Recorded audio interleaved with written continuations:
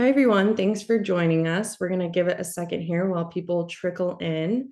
As a quick heads up, your audio and video have been turned off today just to give everyone a really great viewing experience. But we definitely would love to hear from you. So feel free to drop a quick hello in the chat and let us know where you're tuning in from. We also love to hear from you in the Q&A box. So we'll make sure to get to any of your questions by the end of today's session, answer as many as possible. And if you have a question later on that doesn't get answered, please feel free to shoot us a message on social media, or you can send us an email at info@lineleader.com. But hopefully you walk away from this session with a ton of insights and answers to a lot of your burning questions about Q1 performance of this year and how it compares to the past couple of years. In terms of where we're all tuning in from, I'm in Austin today. Teddy's in Dallas and Brett's in Chicago. So we've got quite the kind of array here and variety of where we're all based. And I know some of you may not have downloaded our annual industry benchmark report quite yet. So I'm going to drop the link to that in the chat for you. If you were in the waiting room before we opened this up, you would have seen we would have seen a picture of it, and we'll talk a little bit more about what that report is and how long we've been doing it. But it's a really valuable resource. I encourage you to go download it. It's totally free. 74 pages, a little bit lengthy, but it's jam-packed with a ton of insights, some of which you'll be getting more of today. Awesome. We've got people trickling in here. We'll give it maybe just one more minute, and then we're going to go ahead and kick it off. This will be recorded. So if you feel like there's data you want to go back and review again, or things you want to show your team or share this with anyone who wasn't able to attend. I know it's Week of the Young Child, Work Together Wednesday. So for anyone who's celebrating, we're glad to have you with us. But for anyone who wasn't able to make it, we will make sure that they get to review today's session. So awesome. I think we can go ahead and proceed, and we'll just let people trickle in as they're able. Teddy, if you want to kick us off. Yeah, good morning, everybody. Thanks for joining us. Happy Week of the Young Child. As Sierra mentioned, we're kind of spread out a little bit, but always nice virtually to get together. So thank you for taking the time. Teddy and I, we love doing this stuff. We love sharing data. We're data junkies. And a lot of the stuff we'll talk about today should help, inform you all on maybe where you can double click in your organization to improve the enrollment operations that you're currently running. But it's just good feedback for you to all take back to your organization as maybe a benchmark for looking at how you're performing against the comp set, right? And Brett Neller, CEO. I've been with the company almost 7 years now. I love the space. I got 2 children. My wife and I rely on childcare every single day. So thank you for everything that you do. We couldn't do what we do professionally without the operators out there. So thank you very, very much. And I'll turn over to Teddy for an intro. Yeah, Teddy Hook, VP of Product, been in the industry and with LineLeader for a little over 5 years now. And echoing Brett's comments, we appreciate you all and what you do. It's such an honor for us to have the opportunity to have this data and curate this data. So today is definitely going to be a data heavy presentation, but I'll do my best to drive some narratives through that. And as Brett said, we want to use the data we have to provide it back to the industry and ultimately just share what we're seeing and what the industry hopefully is feeling and allow us to learn from it. And if we can learn from it, we can place some action around it and keep building on it. So super excited to share this with you all today and keep sharing it throughout future quarters as we move forward. There's 2 elements to the presentation today, really 2 items, right? So as part of, I think the team dropped in, we do a benchmark report every year. And we survey the industry, 4,500 ECE professionals. And it's a combination, that report is a combination of sentiment, right? So how people are feeling and answering questions. And then we supplement that with data to either back up what people are thinking or feeling, or sometimes there's some contradiction. So it's a really good balance for you all to see, to read through. So please download it. It's a really good item there to understand how people are thinking and feeling in the space, but also give you some data as well. Today, we're going to focus more on the data aspect of it, not the survey aspect of it. But the report is is data heavy and can kind of give you a both perspective, both sentiment and data. I'm going to turn it over to Teddy. Teddy's the one. He's been the mastermind behind the product for a long time now. We're always looking at data and trying to provide you all, the operators, with benchmark information to see, so you guys can kind of feel maybe what other people are feeling. There's a lot of times where you're sitting there in the operation and you're like, man, is what we're experiencing similar to other operators out there? This kind of lifts the fog on that for you a little bit to understand how you are maybe measuring up, or give you some anecdotes to take back to work with your team on maybe how to tweak your enrollment operation journey to make sure that you're doing what benchmark and best practice looks like out there. So I'll turn it over to Teddy. He's the one going to own the presentation today. But thanks for joining. We're excited to share all the data with you. Awesome. So agenda for today a little bit. We kind of covered a little bit where the data is coming from. We'll talk about that a little bit more. We're going to dig really deep into conversion. This will be kind of the meat of the presentation, so to speak. So we'll really dig into conversion data, and we'll look at it a little bit different by some of our different customers as well. 1 to 2 center operators, 3 to 25 center operators, and 26 plus center operators. And then once we talk about conversion at a higher level, the next question is always like, well, what's driving that? What else can we learn? Where else can we look?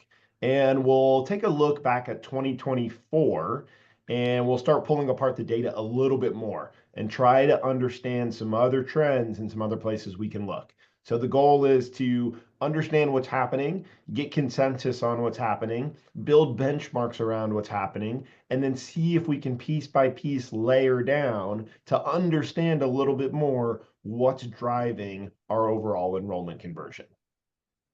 All right, so let's dive in. Hopefully everybody's had some coffee or tea or caffeine this morning, because we're going to look at a lot of data here, and we're going to talk about a lot of data. But we promise we'll summarize it for you if you're already looking at this chart and saying, whoa, what is going on here? But this is how we aggregate conversion metrics across our platform via anonymizing data to start looking at benchmarks. The thing I'm going to say first here, and I'll repeat this probably several times throughout the presentation today, the most important thing you can be doing is just simply measuring this for yourself and then measuring it against yourself. Nothing's going to be more productive than making sure you can capture your conversion and then being able to measure against yourself. Once you do that really well, now you can start to play around with benchmarks and really not only try to measure yourself against the benchmark, but measure yourself against maybe the top percentile of the industry. But let's talk about this chart, this very busy chart, and what we're looking at. This is going to profile 26 plus center operators. For us, we will a lot of times isolate this group because it works really well for us to kind of stack and anonymize the data and look for really clear trends. But we will be showing the same data for our 1 to 2 center operators and our 3 to 25 center operators. So we're going to get flavors of this for everybody. When we look at conversion, we're trying to track from the moment a lead hits some system of record through to its registration. Everybody does this a little bit differently, right? You have different stages in your funnel. You might call them something different. You might track through to enrollment. Others might track through to registration. You might have a centralized enrollment team. Other people might not have that. You might be driving all of enrollment through the center. So there's lots of different flavors here, but ultimately we want to stack this together and understand a couple of really key slices. And what we want to understand when we're looking at a funnel is what each of these rows indicate to us, right? At the very top row, we're going to just measure how many leads are coming in. That's going to determine to us kind of like health of lead generation. The next slice, new lead to tour schedule, is what we would call top of funnel, right? How are we doing in the very top of the funnel? Next, we're going to look at tour scheduled to tour completed. This I love because it's such a unique part of the childcare enrollment journey that no other industry has. Like there's no other conversion process out in the space for other industries where they're going to be touring through the enrollment journey. We are, right? So we're going to measure that. That's like a middle of funnel. Then you hit the bottom of funnel, which is going to be tour completed to registered. So how effective are we? Bottom of funnel, new lead to registered is going to look at your just overall funnel. And then average leads per location registered is going to tell us on average, how many leads are we getting to a registered status?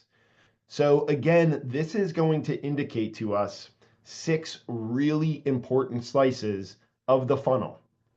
So let's kind of, again, go over this. We're looking at data over the last 4 years, broken down by quarter for our 26 plus center operators, all stacked together and all anonymized. The other thing I'd like to call out when we talk about conversion, which is a question we get a lot, this is very specifically like what we like to call a cohort view. And what do I mean by that? Well, when you look at conversion data, there's going to be 2 core ways you can view it. You can say, I only want to look at the leads in a specific cohort, which is what we're looking at now. Or you can say, I only want to look at leads within a time period, but I don't care about their cohort. So I'll explain that again in a little bit more detail just to make sure we're all on the same page. When we look at Q1 data here, we are only looking at leads that came in our system January 1st through March 31st. Any other leads we are not tracking. We are going to start likely publishing a non-cohort view because a lot of operators have asked us for that as well. And that would do almost the inverse, right? We would say we don't care when the leads came in. We want to see what happened January 1st through March 31st. So hopefully I'm not losing y'all with all of this, but there's a lot of great data here, and we really want to understand what it represents so we can benchmark against it and understand where we're coming from. So we're looking at data for Q1. Let's start here and start to really understand some insight about this rather busy table. So number 1, let's look at Q1, median and average. I am going to talk almost exclusively about median today. I think it's more helpful. As Brett said, we're kind of data junkies, so we like to give you median and average. I think median is a more helpful benchmark because it's going to tell us what is right in the middle, right? Right in the middle. Average, as we know from a data side, can sometimes get skewed if you have a really heavy top or a really low bottom. It's going to skew that a little bit. Median can be a really powerful way for us to just say what is right in the middle. So let's look at median. All right, looking at Q1, we're down, folks. That's what we're seeing, and that's what we're continuing to see.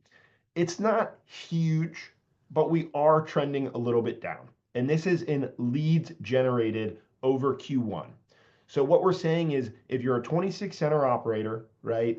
So that could be 26 centers, it could be 100, it could be 300. Right? You're going to generate over a Q1 period.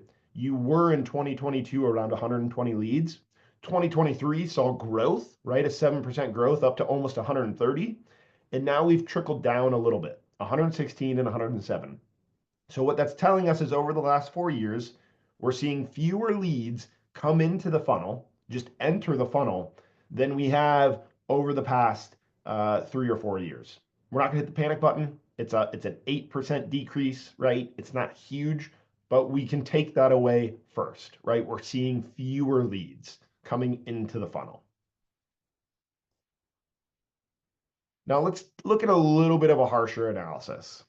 We want to dig into all of these slices through the funnel, but ultimately we want registered families, right? That's what we're all after. We want registered families. Most of us have capacity to fill. So this is the ultimate number we want to see going up. If we look at these 4 yellow boxes, it's a little tough, right? It's a little tough because we're showing since January of 2022 on a median basis, we are either declining or staying stagnant for almost 8 straight quarters. That's a little tough. I don't know if that's resonating with you all. It does with me and all of the customers I talk to all of the time. It does feel like 2022 was kind of this peak we haven't gotten back to in the last few years. It doesn't mean we're terribly unhealthy. We're not seeing drastic drops. We don't need to be overly reactionary here, right? But what our data is showing is we're still not back to normal. We were seeing around 19 registrations in 2022 and 2023, and that has dropped pretty consistently to 15. That's a 20% drop in registrations. So that is significant, right? And it's not necessarily as big of a drop in other quarters, but it still is dropping. So hopefully Q2, right? We have another 3 months here to go power through and have a great quarter. But it's important for us to share and publish and say, hey, we're down since January of 2022, and we haven't seen that pushback to go up yet. So let's keep tracking this and let's see what we find. All right, so let's dig into the funnel. I think this is the most interesting data point. If I was going to take anything away from the presentation today, actually, this is what I would take away because I think it's fascinating. When we dig into the slices here, what the data is showing is where we're really dropping is tour completed to registered, right? Look at this. We're showing almost a 14% drop in Q1. We show another 13% drop in Q2, 7% drop in Q3, 4% drop in Q4, a little lighter. This is where we are underperforming, right? We as a collective. Yes, we're getting fewer leads. We can see that. We think there's a little bit of a decrease in interest. But what is really driving the drop is this huge delta in completed tours registering. So when you go evaluate this data for your business, ask yourself these slices. How are we doing in lead generation? How are we doing in top of funnel? How are we doing in bottom of funnel? You have to be able to answer those 3 questions because all of them are going to tell you something different, right? And if we can say, okay, our lead generation is moderately healthy, but our bottom of funnel is where we're really dropping, something is going on there. It's unfair for us to say what? We could be doing fantastic tours and there could just be way more competition in the space. We could be doing fantastic tours and pricing's just too high. We could be doing fantastic tours and at the end of the day, families are just deciding they're going to end up not going into care. So there's all of these factors that we as LineLeader can't necessarily predict. But what we can say is we are heavily underperforming where we were in 2022 in bottom of funnel conversion.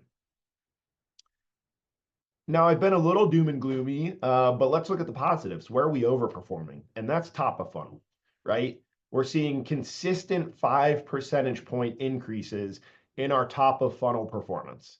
And that tends to stick around. So that's good. So that means we are getting more leads to tour than we ever have before. So in some way, right, that's going to also contribute to a decrease in bottom of funnel, but not all the way. So here are our takeaways, right? We are seeing a little bit less leads coming in top of funnel. We're doing better at getting them to tour, right? Our tour conversion rates are dropping a little bit, but ultimately where we're falling off compared to 2022 is our ability to get them to register post-tour. So that's where I think the takeaway is from this data. The 2 big takeaways are post-tour conversion is down. So how do we hone in on that and improve it?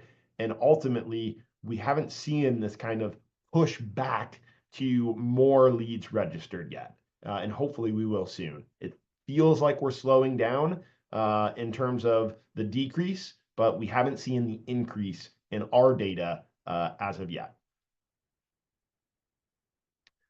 Okay, so for all of our operators out there who are not 26 centers and above, you might say, cool, show us our data. We have that too. We have that too. And the story is very similar, right? The story is very similar. So if you look at this middle column, you're going to see our 3 to 25 center operators, and this back column here is going to be the 1 to 2 center operators.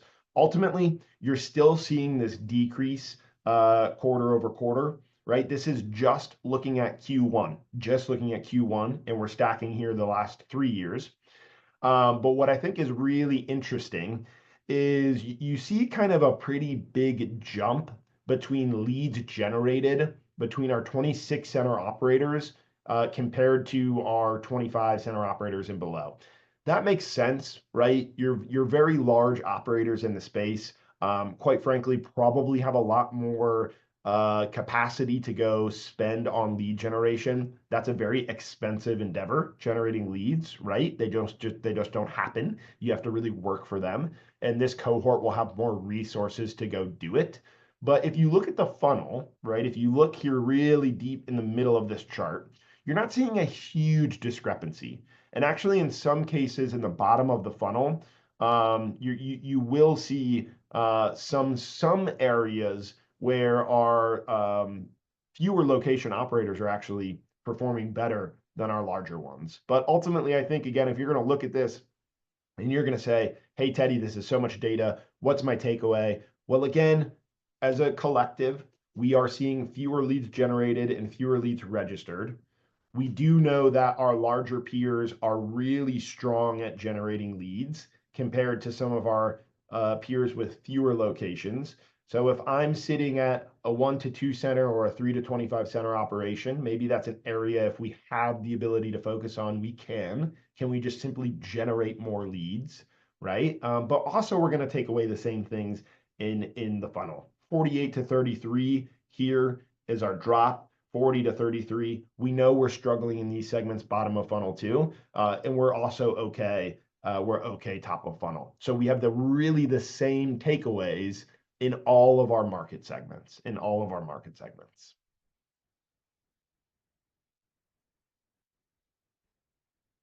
All right, so you're like, what the heck did Teddy just show me here for 15, 20 minutes? Let's recap. Okay, if we look at our conversion, we look at all of the leads that came in through our system of record from January 1st to March 31st. And we say, hey, quarter over quarter, let's just measure it as a collective and try to understand where our baseline is, our benchmark is, right? We're going to come away with, I'm going to come away. You can look at this and maybe you would come away with a few more, but I'm going to come away with 4 really key things. We have fewer leads coming in top of funnel. It's not drastic though, right? We're not hitting the panic button. The industry's healthy, right? It's a healthy industry. We have leads consistently coming in, just not as many as we did in 2022, right? We are seeing a stronger top of funnel conversion. We are outperforming our past selves in getting leads to sign up for tours. We're making it easier for families to do that. From years past, we're seeing a noticeable decline in tour completed to registered. That's probably the homework to take away. Why is that happening? Why are we getting fewer tours completed to register? That's a question we all want to try to answer, right? And overall, we're dropping in leads registered per location, likely because of 0.3, partially because of 0.1, right? Hopefully, we will see an increase in one of the next quarters just to boost confidence. But I don't want anybody to take away from we're unhealthy. We're absolutely not unhealthy, right? We are still driving in tons of leads. Interest is there. The industry is healthy. We're just not as healthy as we were in 2022. So how do we get back to those levels, right? So where do we go next? We've looked at it from a high level. We've given benchmarks to chase, right? We understand if we're doing well in lead generation, top of funnel, middle funnel, bottom funnel. Maybe we can pour into some other areas. And this is where myself and our product team and our data team will sit down and we'll say, what other slices can we look at? Where can we learn a little bit? Where can we kind of take a chance and say, hey, maybe this will tell us something. Let's go try to look at it. So can we look at channels leads are coming from, sources leads are coming from, activities, opportunities that move to lost op? We took our first ever stab at looking at state data, which people love, but it is new, and we want to be a little cautious about how much we're taking away from it, but it's a great data set. And then age groups too. I think this is fascinating. We get questions all the time. What age groups are reaching out? Where is the strength there? Of course, as I will again say, you all will have a much better way to measure this yourself and against yourself, but let's look at what we see globally. So first, we'll start with inquiry type, right? This is going to, and I'll kind of walk through this data. You're gonna see a lot more data thrown at you. We're gonna look at this pie chart on the left and say, hey, of everybody who's 3 centers or above, we're taking all of these organizations and we're saying, where are we seeing leads come from? Predominantly from web. That's normal. We always educate users you should be driving in a lot of leads through web traffic, right? You can do that while you're sleeping. Nobody has to work to do it. Also a good amount by phone. Phone are great leads too. I would never want to educate to somebody you shouldn't have phone leads. Phone leads are fantastic because that's high intent, right? So are walk-ins. You're just going to always see fewer of those. If we look at the pie chart on the right, we're now going to say, but what about the top performers? Top performers described as those that have the highest percentage of conversion. We're going to see them actually decrease a little bit in web. But if you look at self-tour in web, right, that's going to look at our yellow and our orange. Those together make up web traffic. You're going to see around 60% of traffic coming in through web. And you're going to see around 29% coming in through phone. Now, to be fair, right, our larger operators are going to see probably more leads come in via phone because they could have centralized teams managing a lot of the enrollment process. If you're a little bit of a smaller sized operator, you're not going to have that, right? You're really going to be running the enrollment process from the center itself. So something to keep in mind. But what our takeaway is going to be is you do probably want to aim around 60% of your leads coming in through web traffic, 60, 70. Great to have a bunch coming in from phone too. Phone is high intent. And then that middle bar chart is just going to tell us, well, of these types of inquiry sources, like what converts the best? Of course, walk-in does, right? That's great to see. You shouldn't turn down a walk-in is the takeaway there, right? And I don't think anybody is. That's extremely high intent. Then we know phone and self-tour also look to be great intent. Web traffic is going to be the lowest, but that's okay, right? If we want to explain this data, we're saying of every web lead that comes in, 9% of them are registering. But yeah, but 60 to 70% of all leads are web leads, right? So hopefully you follow me there. It's the biggest slice of the pie, the fewest register, but that's okay. That's okay, right? We're not going to say, hey, we shouldn't get web leads. No, we absolutely should. It's our number one driver of lead traffic. We just know that it's going to ultimately not be the number one driver. So let's understand the next slice, which is what are my sources, right? What are my sources? What makes up the 9% that do convert so we can really double down there? All right, so now we're going to take the next layer. We're going to say, can we understand our sources and learn anything from this?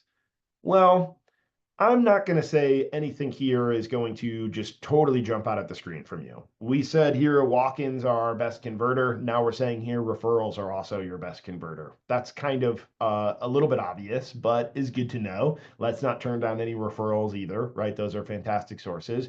Drive by local. I love looking at this too. Listen, we're getting data from all over the place. And I'm telling you that it's really advantageous to generate a lot of leads. You might have to spend money on it, but at the end of the day, the huge success that we see from customers of all sizes is still generating local business. Local business is incredibly powerful and incredibly successful. So never, never, never abandon your local presence. That's an incredibly successful driver of conversion, right? Then we look at people who are trying to say, hey, some sort of web channel. This might be data that's now stored in Google Analytics that we might not have. Or maybe it's UTM data that we can't really aggregate over thousands and thousands of locations. So this gets a little bit harder to tell. I will leave you with this chart of saying, hey, we have aggregated 4 or 5 sources here. You might have 20. Go look at this data, absolutely, and make sure you're measuring which of your sources is really driving in the most traffic.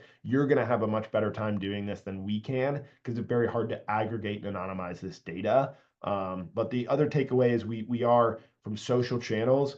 We're maybe not seeing those generate quite the demand we hope for, but everybody can be different, right? Some folks might have a lot of success through social channels. At an aggregate level, we probably haven't seen that just yet, but track this data. Make sure you know your sources. Highly encourage you to be tracking UTM data. Absolutely something that should be available to you to report on, and tie this back into your Google Analytics or the other platform you're using to monitor and measure this.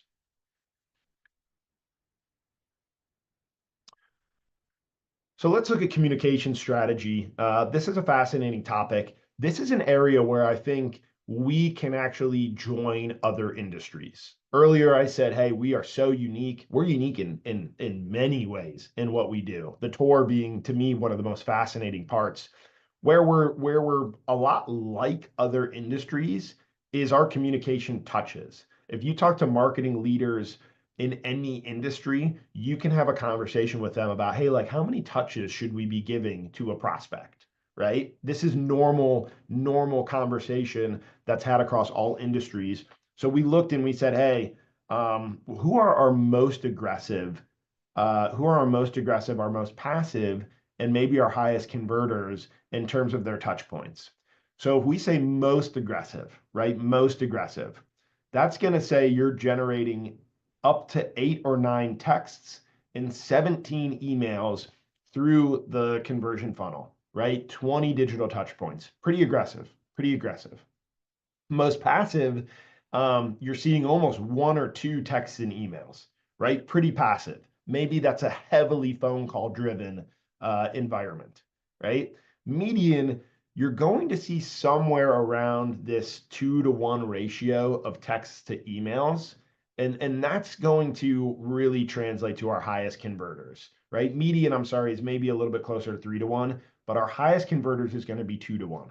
So what does that mean? For every text, you're probably still sending 2 emails.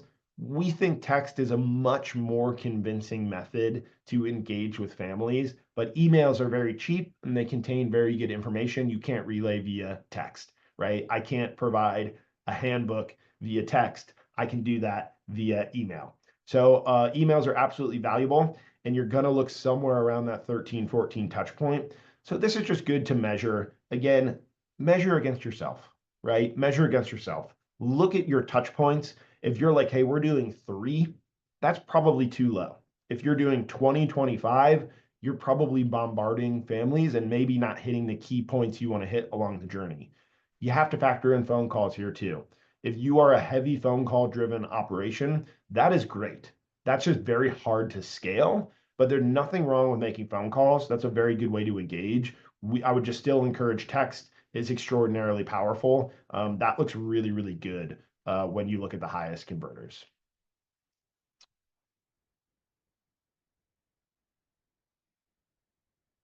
All right, so what about lost opportunity? We can learn a lot from lost opportunity. You can learn a lot from lost opportunity. If I could be like a teacher, or if I'm ever talking to our customers and I'm educating them in one area of the platform, I am saying, please, please, please make sure you are entering legitimate lost opportunity data. It's so easy to just say, oh, they're not interested family, whatever. Don't say whatever. Take a few seconds to understand if we know why they were not interested. And this can be the most powerful data point you have. It really can. And if we can trend this over time, we're going to start to get a really, really good picture of what's going on in the industry. Now, I've kind of highlighted here, it's a little bit light in yellow, the data points I think are really fascinating to track. Do we know if they're going to another center? Do we know if they didn't come because there's no availability, right? I mean, this would be the greatest thing, right? We'd all cheer, right? Hey, we can't take you. You got to get on a wait list. You got to go somewhere else because we just don't have availability. That's the ultimate lost opportunity reason. What about affordability or tuition too high? If we can see collectively as an industry that quarter over quarter over quarter, right, or year over year over year, we're seeing more lost opportunities because tuition's too high, that's a good indicator that maybe we've hit a cap on pricing. But again, we're gonna have a hard time. We as a line leader are gonna have a hard time making that statement with aggregated data. You will not, because you can really dig into your individual data here and understand what's going on. You also know your local region. You probably know your price point compared to some of the competitors around you. So this is really important for you to track individually. What about program not offered, right? That's really interesting as well. Or stay at home is fascinating. I think anecdotally, this is a huge reason we're seeing fewer registrations across the board. More people are just staying home, right? More middle-class families are just not going to care when they could have in the past. That's going to be a real driver in registrations per location. So we can learn a little bit here, right? We can learn a little bit here, but this is really hard for us, for LineLeader, to aggregate. There's a lot of noise in the data. So we're doing our best to pull things out. We'll keep building on this over time, but you can look at it. You can look at it today. You can look at it today across your last 3 or 4 years, and you can start to understand, go look at 2022, go look at 2023, go look at 2024. Are you seeing more families say, hey, I'm not coming because I'm staying home? That's a really powerful data point you can grab.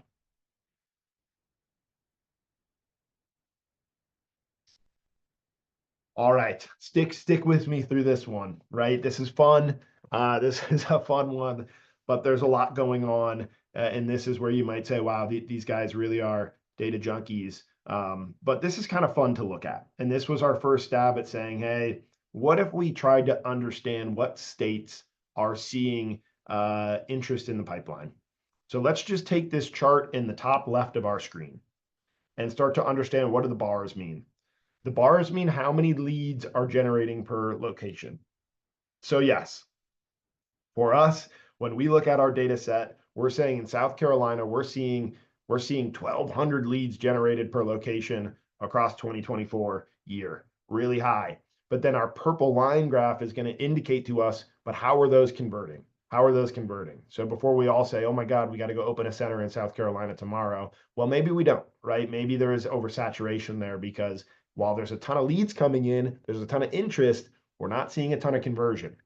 Now, let's be honest. South Carolina is a very big state. So is every single state, right? We probably can't take away so much from this level of analysis, because we really need it by the city, and we might need it even deeper. If we look at a place like Texas, we know that Arlington, that Dallas proper, that Frisco, that Fort Worth are all going to operate very differently.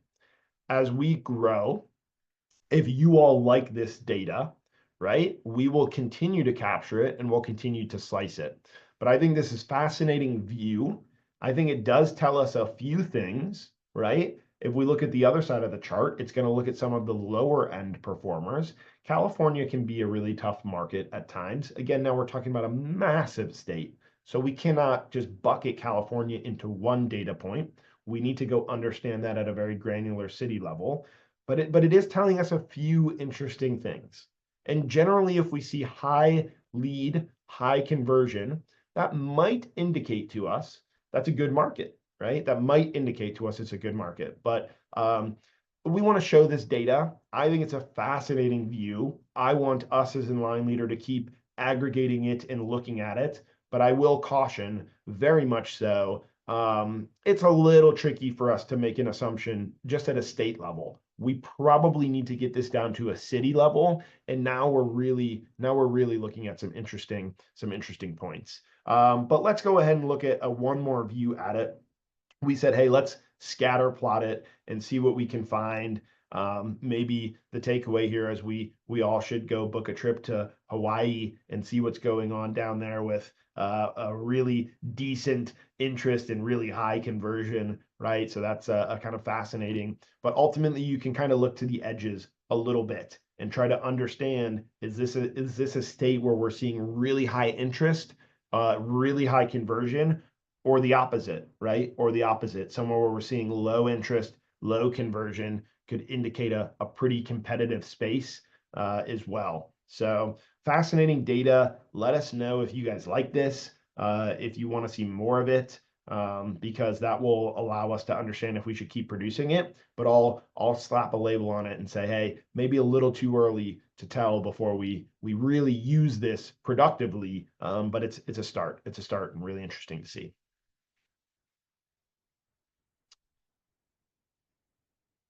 All right, y'all, been awesome.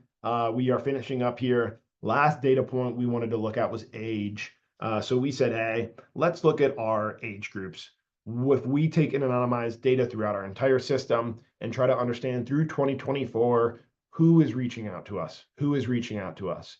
Well, to no surprise, the biggest cohort is infants, right? That is the largest percentage we're seeing from, because people are probably reaching out the most when they have an infant, right? That just kind of makes sense. You're probably not reaching out as much when you're 5-year-old because you've maybe already done that when you were an infant. But so we can sort of see this scale that makes sense. Other would indicate they are an older age or would indicate that we didn't receive an age. There is no age in the data. And then we'll look at how they're converting. So what is kind of interesting to see is, hey, infants, we know that's the most common kind of family that we see across all data. They are actually the hardest to convert. That kind of makes sense too. Anecdotally, they're probably shopping at the most places, right? I think the joke is always like, once you're 5 years old, if you're reaching out, like, mom and dad, guardians, just feed them and make sure they get home, right? Your kind of barrier to entry starts going down a little bit. We know it's much harder, much more expensive. A lot of times, maybe not even as much space, a lot harder ratios in those younger age groups. So interesting data. Again, I don't think anything's like popping off here, right? Typically, families are reaching out when their children are a little bit younger. But it does let us know that you do actually, sometimes we would say a younger family is going to be a little bit more valuable, right? Because you can retain them. But also, maybe we don't forget that, hey, you have a higher intent, you have higher likelihood to enroll older children as well. So I don't think anybody's out there saying, oh, you're 3 years old, I don't care about you. Of course not. But it's a good reminder that you do see higher intent on older age groups. And I think that's a worthy data point to take away. The one thing I will mention here as we kind of wrap up, because I didn't mention it at the start, all of this data is looking at ECE customers, right? It's looking at generally private-based ECE customers. We do sometimes work with some other cohorts of child-based care. That is not involved in this data. And it made me think of it when I was talking here about age groups. But just to confirm, you're really looking at private ECE operators across all of this data. So where do we go from here? Where we talked about at the top, we're seeing a little bit of a decline quarter over quarter. It's not drastic, right? We don't need to hit the panic button, but let's watch it. Let's watch it and see where can we improve. And where we can improve the most is toward a registered. So evaluate that part of your journey, go beat your peers in it, measure it, and be the best you can be in that post-tour conversion. And that's where you're going to gain an edge on your competitors, right? Our largest operators generate a lot of leads. They really do. They have the resources to do it. So focus on that as well. If you do have capacity to focus on lead generation, that's important, right? It's going to give you an edge. If you can put more in the top of the funnel, you're generally going to get more through. You want to shoot for around 60% of leads via web, 30% via phone. That's going to shift a lot, right? If you are a smaller operator, maybe get more via web because you have fewer resources. You don't have people at the phone all day long. Maybe we want to see 70, 80%. If you can get a little bit larger, maybe you're in a place where you actually have the ability now to internalize a lot of the enrollment process, and you can take phone leads, right? You can resource phone leads, but we really still want to see a high percentage via web. Those are critical. Communication strategy, shoot for that 2-to-1 ratio. Make sure you're texting. Yes, the southeast of the US looks heavily in demand, but not necessarily the highest in conversion. And it's still too early to really do much with that data. Infants make up the largest base of inquiries. Again, not shocking, but they are the hardest to convert. And what do we want to do going forward? I love lost opportunities. Please make sure you're tracking those. I think it's a fascinating data point that can tell you so much, but it relies on people actually inputting the data. We would love to keep doing state level data. I do think we probably need to get down to the city level, but tell us if you like it, if you think it's interesting, if you think it's useless. We won't spend time on it if people don't like it and we don't think it can provide great insight. And sources can be really difficult to yield for us, right? We might see across our aggregated data thousands of sources. That's very hard for us to kind of anonymize and stack, but it's not for you. It's not for you. You can do it very easily. So make sure you're doing it, and our data team will think about what we can do to try to glean more insight from that going forward. But hopefully this was helpful. Hopefully this was information you haven't seen before. Hopefully it resonated. But I don't want in any way for this to be data that's like scary. It's not, right? It shouldn't be. Nothing here is drastic. There's nothing here that should indicate unhealthiness. It should be healthy, actually. We are very healthy as an industry. We're just not maybe as healthy as we were a couple years ago. So let's understand where the trend is and where you can go beat your competition at, where you can be better at. So that's what we have for you today. Amazing. Well, thanks so much, Teddy, for that information. Today, make sure to save the date for our next webinar about Q2 benchmark data. So that's going to be Wednesday, July 9th, 10 a.m. Central, 11 a.m. Eastern. The same registration link that you used for today's session, you can use it to register for that one in July and our Q3 recap in October as well. Within the next 24 hours, you'll receive an email from us at LineLeader with a recording of today's session, as well as a link to access today's slide deck. So if you want to, again, share this with a colleague, refer back to it at any point, you're welcome to do that. And then we also encourage you to download the full ECE benchmark report. The link is in the chat, but we'll make sure to include a link to that in the recap email as well. Awesome. And then we did have one question, Teddy, and I just want to confirm with you on, I believe it was slide 14 regarding the conversion by communication strategy. We had a question asking if those numbers were all from new lead, like creating a new lead in the system all the way to the point of registration. Yes, great question, and it is. It's going to look at from the moment they would enter the system through to registration and all of the touch points that took the family to get through those stages. Awesome. Okay, great. Well, I definitely see some good comments here. People asking for maybe city level data, deep dives on their specific state, slicing data between childcare specific and other educational or extracurricular services. So if there's any other kind of information anyone would like, we can't promise that we'll always be able to get it for you, but we can definitely do our best. So please feel free to reach out. If you ever want to do a deep dive on some of this information, we're more than happy to sit down with you and do that. So again, thanks everyone. Go ahead, Brett. Really appreciate it. Happy week of the young child again. As a parent, hits home. So thank you so much. And yeah, if you ever need any help from us, please let us know. We're happy to assist, and we want you all to be successful and run a really, really good operation. So we're here to help as needed, but thank you so much for all that you do. Amazing. Thanks, everyone. Have a great rest of your day.